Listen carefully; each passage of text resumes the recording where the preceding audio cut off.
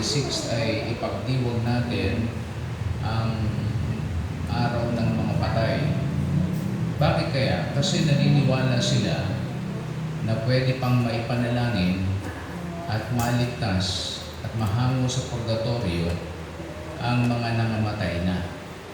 Yung prayers for the dead. That's one of the major doctrine ng Catholicism na ating pinanggalingan. Yung All Souls Day ay araw ng mga buhay. Okay? Now, ano po ba sinasabi ng Biblia sa pagdiriwang na ito?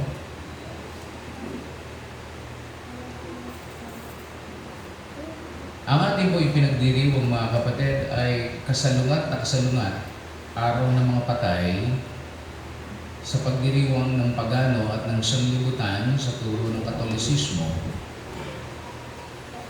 Pero mga kapatid, ang itinuturo po ng banal na kasulatan ay araw ng pagkabuhay ng muli.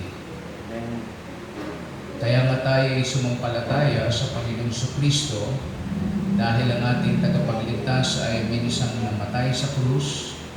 Siya'y nalibing para sa iyo tayong kasalanan at pagkatapos ng 3 araw nabuhay na magmuli. At sinasabi ng banal na kasulatan na si Kristo ang panganay sa pagkabuhay na magmuli. Kung siya ang panganay sa pagkabuhay na magmuli, tayo ang tayo ang kanyang mga anak o kapatid, sapagkat isang araw sa pagtunog ng trumpeta, sa dakilang araw, pagsigaw ng arkanghel, ang mga patay kay Kristo ay muling bubuhayin. At yan ang ating buhay na pag-asa. Sa English ay rapture. Ano po? Pero ang pinagdiriwang po mga kapatid ng All Saints Day o Araw ng mga Patay, sapagkat hindi po nawawatasan ng maraming taga-sanlibutan, ang nasa likod nito ay ang pagsamba at pagsaludo sa hangarin ng dyablo. Na ano po? Tinawag ng Panginoong Hesus na ang dyablo ay magnanakaw, siya ay mangingitim ng buhay, siya ay mamamatay tao, at siya, sabi ng Biblia, ay ama ng kasinungalingan. Sinabi rin sa Biblia ng Panginoong Hesus, ang dyablo ay liyong umuungal na naghahanap ng masisila.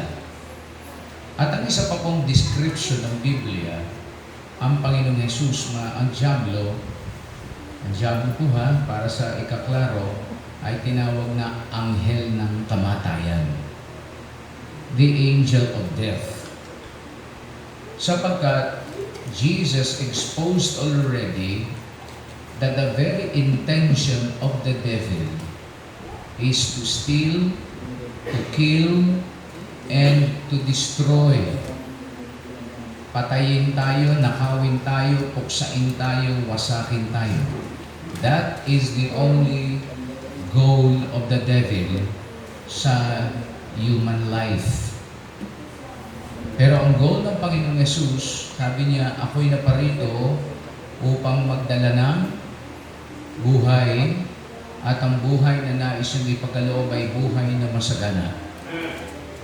Kaya kapag ikaw ay nagdiriwang mga kapatid ng araw ng mga patay, ito po ay isang pagsuporta at isa pong pagsamba sa programa ni Satanas na natutuwa ka, mga kapatid, na ipinagdiriwang natin ang araw ng mga patay. Actually, ang ibig sabihin po doon ay pagdiriwang na huwag tayong matakot mamatay. That's the deception of the devil.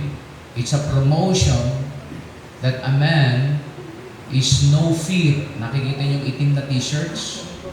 No fear. Kaya naman yung anak ni Kim Atienza, kahit na siya ay sikat pa, mayaman, ay hindi natatakot mamatay o magpakamatay. Recently, nakakita po ako mga kapatid ng isang dalaga naroon sa mall, sa mataas na floor, at pinipigilan siya ng mga taong nakakita sa kanya. He was about to jump from that high ground at expected na siya'y bumagsak doon sa ground floor ng mall. So, merong taong simple na siya'y gustong isalba, habulin ang kanyang buhay para mailigtas. Pero natulugan ng babaeng ito at siya'y lalong nagmadali, lalong nagpakagaling para magpakamatay. Mga kapatid, baka hindi niyo po alam, the highest form of pagan ritual, ulitin ko po, the highest form of pagan ritual ay yung pong tinatawag na ang mga tao ay mapatay ng dyablo, whether by accident, whether by diseases, whether by murder and assault, o anumang paraan, pwedeng bangungot, tuwang-tuwa. Kung sa langit ay laksa-laksang mga anghel na nagkakatuwaan dahil sa isang kaluluwang nagsisi at nanumbalik sa Diyos at nangaligtas, ay laksa-laksa rin mga demonyo sa impyerno kapag meron pong napapatay o namamatay araw-araw, lalo na yung mga nagpapakamatay. It's mind conditioning due to depression, stress, and anxiety. Ano po? Ito po mga kapatid ay bulong ng kaaway. Bakit ko masasabi yan? Kasi nung ako po ay first year sa Bible School, I was discouraged. At nung panahon yun ay hindi ko alam kung bakit ako sa Bible School na parang hindi pa ako ligtas, Brother Kiko. I am questioning my salvation. Hindi ko naman masabi dahil nahihiya ako sapagkat worker ako ng aming simbahan. Nangangaral na, nagsusolve na, nagdadala ng bisita. Pero dumating sa akin na parang ako'y hindi paligtas. Natatakot ako. At doon mga kapatid ay umakit ako sa 6th floor ng Bethany sa rooftop. At sa halip na kausapin ko ang Panginoon sa panalangin tungkol sa problemang yan, ay may bumubulong-bulong sa akin mga kapatid. Mas masaya, walang problema. Tapusin mo ang buhay na pansamantala dito sa lupa para hindi ka na napapagod pa. Kaya ako'y naniniwala doon sa mga nagpapakamatay ay hindi ito mga kapatid basta gusto lang ng isang tao o kaya siya'y na-depressed, kundi meron pong espiritu ng demonyo na bumubulong sa ikang inosenteng kamalayan ng tao, matanda man o bata, sa iba't ibang mga kadahilanan. So, mga kapatid, alam niyo po ba na sa araw ng mga patay, diyan nagpapalakas ang mga mag-aanting-anting ng kanilang anting-anting. Sa araw ng mga patay, diyan sila pumakadlo ng espiritu ng inkantasyon at ng mga ritual. Sa araw ng mga patay ay siglang-sigla ang mga demonyo na nakikipag-usap sa mga ahente ng dyablo. Sino po mga ahente ng dyablo? Mambabarang, manglulumay, manggagaway, mangkukulam, albularyo, magtatapal, ano po, at mga bulaang propeta. Sila po na may modium or third eye ay nakikipag-usap sa espiritu ng kadiliman. Nandiyan po ba kayo? At ang intention po niyan mga kapatid ay manata sila sa araw ng mga patay kay Satanas na masisipagan nilang pumatay ng buhay at sila'y pinapangakuan ng dyablo ng promosyon na kung sinong makapag-aalay ng buhay kay Satanas, ano po, ay merong magandang pangako sa paghahari ng Antichrist or yung tinatawag na counterfeit Christ. Mga kapatid, sabi ng Biblia, sapagat hindi tayo mga mangmang sa kanyang mga lalang. Gusto kong ipakita ninyo mga kapatid, bang napakarami mga talata, ang 2 Korinto, Kapitulo 4, talatang 4. Ano po ang sinasabi ng Biblia? 2 Korinto 4, talatang 4.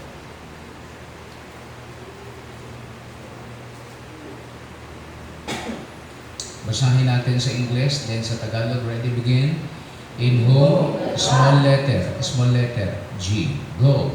In whom the God of this world hath blinded the minds of them which believe not, lest the light of the glorious gospel of Christ, who is the image of God, should shine unto them. Gaano kasipag po ang Diyos ng sanglibutan, si Satanas.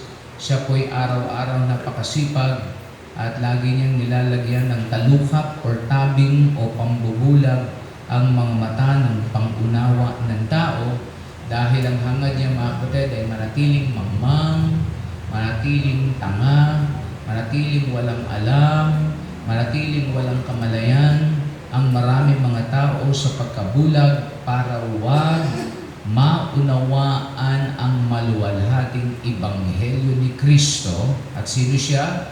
Siya ang imahe ng Diyos at si Kristo din ang magliliwanag sa kanila. Kaya ito po in practical and application na gusto kong paalaala, mga magulang, makinig kayo sa akin. Huwag ninyong isasali ang inyong mga anak sa programa ng eskwelahan ng mga araw ng mga patay. Naging accessories ka to the crime of the force of the demon kapag ka nagsusuot kayo ng kapa na kulay itim. That's the cloak, according to the Bible, the cloak of death. Tapos sa loob niyan ay merong kulay pula. Okay? That's a ritual of drinking the heart of men and drinking the blood of men. For your information mga kapatid, maraming napatay ang diablo at ang kanyang mga demonyo na ang dugo ay iniinom ng mga Illuminati at ang puso ay hinahati nila at bago sila tumawag kay Satanas, kinakailangan bawat miyembro ng Illuminati, Masonry and Freemasonry ay umiinom sila ng dugo ng tao. Merong ikang ay buhay na sa kaorasang yun ay nakondisyon na payag siyang ihayin ang kanyang katawan. Ano po? So binulag ng diablo ang isipan ng tao yun parang siya'y mapapayag, mga kapatid, na siya'y maging isang handog o sakripisyo sa lamesa ng kamatayan at ang tatasakan mga kapatid ay ang kanyang puso. Bibiyakin ito habang buhay mga kapatid, wala siyang anesthesia, ay dudukutin ang kanyang puso at itataas at itataob siya, uurakan sa liig at ipadadanak ang dugo, sasahudin at ang suot ko nila, gusto niyo malaman kung anong suot nila? Itim na balabal, pula sa kalooban, tapos sila ay naka-makeup. Nakikita niyo ba si Michael Jackson? Di ba yan ay black complexion? Si Michael Jackson ay pumirma ng kontrata sa Illuminati ng kanyang talent ay para sambahin si Satanas sa magitan ng worldly song. Katulad ng kantang Thriller Night. That is the national or international anthem of All Saints Day, popularized by Michael Jackson. Thriller, Thriller Night. There's something strange in the neighborhood. Who you gonna call? Ghostbuster. Thriller, Thriller Night. ginagawa sila mga kapatid, yung voodoo practice, makinig. Kaya bakit hindi natin pinapayagan sanga-sanga ito na hindi natin pinagsasayaw o isinasali sa kung anumang programa ng sanglibutan, sisira ng kabanalan, ng kahingahunan, ng buhay, ng modesty, mga kapatid, sapagat lahat ng yan ay accessories ng pagsamba sa Diablo na habang kinukuha ang puso at itinataas, ay nagsasayawan sila at tumutugtog ng tudum-dum-dum-dum-dum, tudum-dum-dum-dum-dum. Thriller, thriller night. Alas 12 ng madaling araw, doon nila inuurakan ang kanilang handog. At ang unang kakain, mga kapatid, ay si Anton LaVey na president ng Satan's Church. At ang sombrero nila, ang mukha nila lahat ay puting-puti. May lipstick na pula at may matang nakakatakot sa makeup katulad ng ginawa kay Michael Jackson. At yung kanilang sombrero ay sombrero ng witch. Kaya kung kayo tuwan-tuwa, mga kapatid, manood ng mga Harry Potter, yung may mga nasakay sa walis, pinasisikat yan ng European film at blockbuster lagi. Kilala niyo po ba kung sinong bida ng Harry Potter? Ha? Yung bida ng Harry Potter, anong pangalan? Ano? Alam niyo ba na si Daniel Radcliffe ba? Okay, alam niyo ba na siya'y nagpakamatay na rin na isang balang? Because of mind conditioning. Mga magulang, makinig. Kung ikaw ay para sa Diyos, huwag kang maging mangmang at huwag kang maging bulag-bulagang sunod-sunuran ng programa ng sanglibutan. Kung ikay tunay na anak ng Diyos ay hindi mo i-engage dahil maganda, gwapo, nakakatuwa, pagka nalagyan ng costume, magastos pa yung costume na yan. Sa halip na yung costume na yan ng Harry Potter ay inilagay mo sa programa ng sanglibutan, ilagay mo sa building nating hindi tapos at nakakahiya. Palakpakan natin ang Panginoon. Opo. Sabi ng Biblia, pangalawang talata, Romans chapter 12, verse 1 and 2.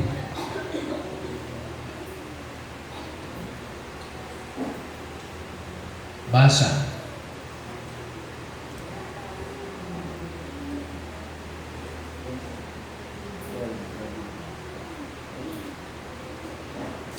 Young people, isa sa maging goal ninyo ay upgrade ninyo ang ating tawag dyan, David? Yung video natin na pagka ang talata ay nasa isang tabi na nababasa tapos yung puntos ko ay nasa kalahati. Dapat ganoon. Pag sinabi kong show the verse on the screen, nandyan na yung mga talata, readable, at nandyan din mga kapatid ang mga puntos. Alright. Sabi dito, basahin natin, ready, begin. I beseech you therefore, brethren, by the mercies of God, that ye present your bodies a living sacrifice. Ang gusto ng Diyos, hindi pinapatay na sakripisyo. Buhay na sakripisyo ang gusto ng Panginoon. Hindi patay na hain sa dyablo. Hello?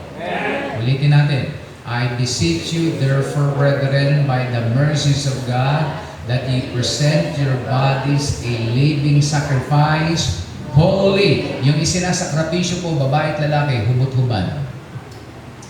Bago urakan ng puso at patilarukin ng dugo. Holy, ano pa? And acceptable unto God, which is your...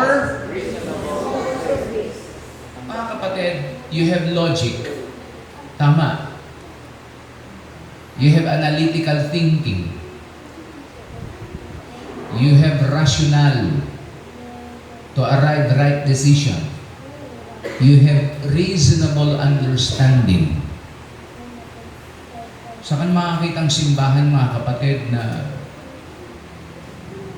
ang paghahayinan mo ay buhay ng Diyos, nagtagumpay sa mga patay, nalibing at nabuhay na magmuli, ay iahayin ng anak mong hubot-hubad. Ang iba pa dyan, mga kapatid, yung Children of God na sekta, ginagahasa muna bago ihandog sa diablo. Hello? Ginagahasa, babae man o lalaki. Maging reasonable naman kayo, maging matuwid kayo ng pag-iisip. Huwag kayong basta mapatangay, pagkasikat, gaya. Pag maraming gumagawa, gaya. Pagka-uso, gaya. Pagka-in, gaya. Pag-trending, gaya. Ang sabi rito, mga kapatid, reasonable service. At ang service ninyo ay para sa Diyos lamang. Acceptable unto God. Verse 2, please. Basa, begin. And be not conformed to this world, but be ye transformed by the renewing of your mind, that ye may prove what is that good and acceptable and perfect will of God. Natatandaan niyo po ba, mga kapatid, yung si Senior Aguila sa Mindanao? O nakakulong na, pero ang daming nadaya. Doon ang mga babae, ang bautismo nila, nire-rape ni Senior Aguila, isa. Pangalawa, taon-taon si Senior Aguila ay naghahandog ng bata sa magitan ng kamatayan, dalawa. Pangatlo, inuobliga at nalaso ng isipan na lahat ng mga may trabaho ay mag-withdraw na ng pera sa bangko at dalhin sa simbahan dahil malapit na daw dumating ang Panginoon. Kaya nung mahuli si Senior Aguila, yung mga may trabahong matatag, yung mga regular sa kumpanya, nag-resign at pinangakuan ng false hope, ng false prophet. Nandyan po ba kayo? At nung mamakulong na si Senior Aguila, wala na silang babalikan na trabaho, back to zero sila. Dito sa atin, susugan niyo ako pag ang pagtuturo ay sala sa Biblia. Amen. At yan na nakalulungkot, pagka programa ng sanglibutan, ipagpapalit, pagka may basketbulan, hindi sisimba. Pag may piyestahan, hindi sisimba. Okay? Hindi type to preaching. Ito yung paalaala ko lang. Ang sabi ng Biblia, admonish your people. Ibig sabihin, strongly educate your people. Ano ang dapat? Para mapatunayan mo kung ano yung mabuti, katagkap-tanggap at perpektong kalooban ng Diyos. Ang kalooban ng Diyos sa atin, i-enjoy natin ang Diyos at i-enjoy natin ang pahiram na buhay. Walang mamamatay dito sa atin. Walang magdurusa dito sa atin pag totoo kang naglilingkod sa Diyos. Walang manlilimahid dito sa atin pag totoo ka at wagas ang intention mo talagang maglingkod sa Diyos. Wala. Sa una lang mahirap bilang pagsubok ng iyong karakter at iyong pagiging totoo sa Kanya. Pero pagka napatunayan ng Panginoon sa maraming pagsubok na talaga ay ika ngay trustworthy of the manifold grace of God, naku mga kapatid, malulula ka. Yan ang mensahe natin kanina kung paano ka pagpalain ng Panginoon. Hintayin ninyo ang takdang araw na yun. Amen. Hihiwalay lang kayo sa sanglibutan. Huwag kayong aayon sa programa ng sanglibutan. Tayo tumayo lahat at tayo po'y mananalangin. Ilagay natin, manalangin si David, gumamit ka ng mikropono. Ipag-pray mo ang mensahe ng the Bible has the answer. Is it good? Is it right or wrong to celebrate All Saints Day? Let's pray. Kaya po'y manalangin, Panginoon Diyos, kami po ay nagpapasalamat at ang iyong salita ang magbibigay linaw at unawa sa bawat isa na nakapakinig na ang selebrasyon ng sanlibutan tungkol sa araw ng mga patay ay hindi po dapat namin sinasamahan sa pagdidiwang nito dahil ito ay isang selebrasyon ng paganong pamamaraan. Ito ay ginagamit nila sa mga pag-akit ng masamang espiritu sa larangan ng kanilang paghahandog at sa lahat ng mga bagay upang magkaroon sila ng ugnayan sa itim na pwersa. Kaya nawa, Panginoon, muli ay sa aming napakinggan ay naging malinaw sa amin na hindi lahat ng selebrasyon ng sanlibutan ay dapat namin idaos. At ganun din naman, kailangan namin malaman kung ano ang mga kadahilanan kung bakit. At gayon nga sa pagsagawa ng Bible Has the Answer every Sunday, ay dito po kami nagkakaroon ng liwanag sa lahat ng mga bagay na nais namin magkaroon ng linaw at sa mga bagay na hindi tuos na alam ng karamihan, lalong-lalo ng iyong mga anak. Nawa Panginoon, huwag makita ang iyong mga anak na nagdadaos ng mga bagay na taliwas sa iyong salita. Especially ngayon, nagdadaos ang sanlibutan ng araw ng mga patay. Ay nawa, kung dadalaw man ang karamihan sa amin sa sementeryo, ay gawin nila Panginoon sa ibang mga araw. Kung kanilang nais bisitahin ang kanilang yumaong mahal sa buhay, huwag nilang itatapat or huwag silang makikipagsabayan dahil ito ang norm ng sanlibutan. Kundi kami ay tumindig at sumunod sa nais ng iyong salita at naway patuloy na mamuhay ng nais